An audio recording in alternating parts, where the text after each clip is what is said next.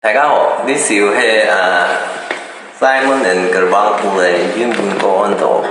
The Sound of Silence 喺次成日下嗰嚟唱嗰度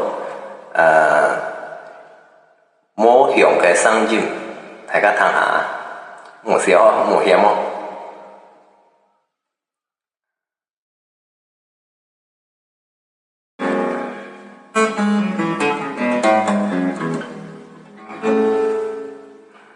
先唱嘅下尾哈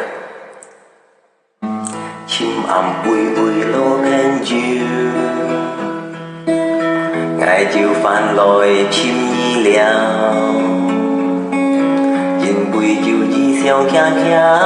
pha đen, liu hà kia mi si ngài li soi đen, li cái chi xeo môi hà trung lo ngàn lo si anh yêu trời nhìn chín mùa hiong cái sáng chìm cái nào chọn cái yên buồn hả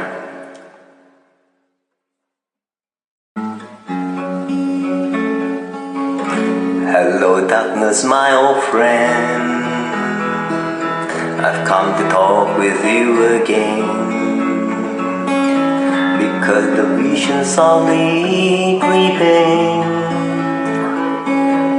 left the seats while I was sleeping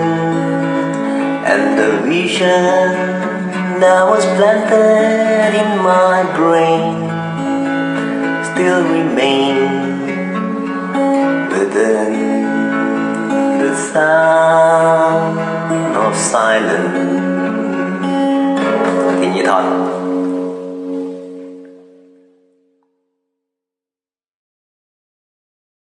Một cát sạt mung tu ngay cả hàng Choi sạc u tròn cái xe lưu hồng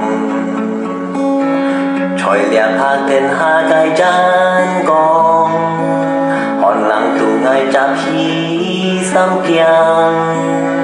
Ngài buồn liạc hạ tên cái con xin trang đỡ mục pha pha Chết thon ban gia Ban tô mùa hiong cái sáng chìm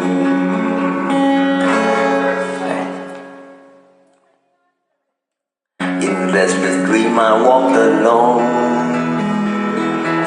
Narrow streets of cobblestone Neath the halo of the street damp I pulled my collar to the cold and damp When my eyes were stabbed by the flash of the neon light That splits the night and ties the sound of silence Chép hát lại không? Thì sắm thuận Trời lưu còn hai ngày 9.000 con Bọn bạn chắc nhìn hắn chiều hồ son Nhìn cả con bánh xí chút sang Nhìn cả phun minh xí thang Nhìn cả xa có khiêu Điên chim lô thu mô hiong sang Ba mô nhìn cao Cao trào mô hiong Cái sang chim Trái lại chính buồn And in the naked light I saw 10,000 people, maybe more People talking without speaking People hearing without listening People writing songs where voices never share And no one dare disturb the sound of silence Trả lại trong kia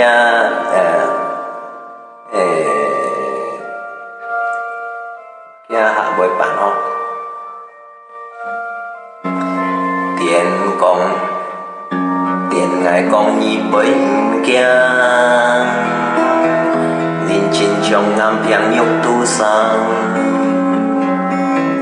通愛講愛喊曉教你，接愛笑愛喊曉叫你，我袂將向界，我袂將無向界落水天，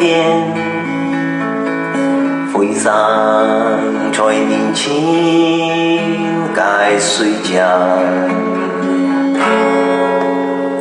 再翻重嘅英文啊！不再 said，who said you do not know? Silence like a cancer grow. Hear my words that I might teach you. Take my arms that I might reach you. But my words like silent raindrops fell, and echo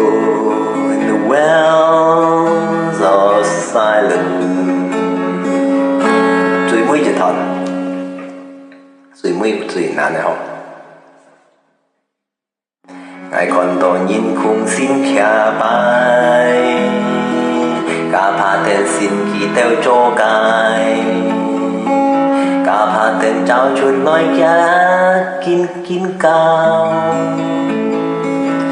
找出來嘅是黑陽光，假拍定光，先啲世界每下在嘅地下邊，天安門堂，theo con mùa hiong gai sang nhìn.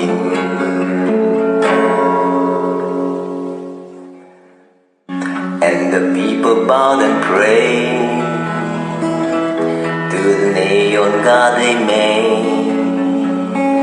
and the sign flashed out its warning, and the word that it was forming, and the sign said the words of the prophets was written in the subway wall and tenement hall, and whispered in the sound of silence. Hình như đó, anh tôi thì phong trọng rồi, không phải tôi, thì nên sẽ tới mày, sẽ điện ship có họ một gì gì, đây, cảm ơn đại gia thành, bye bye.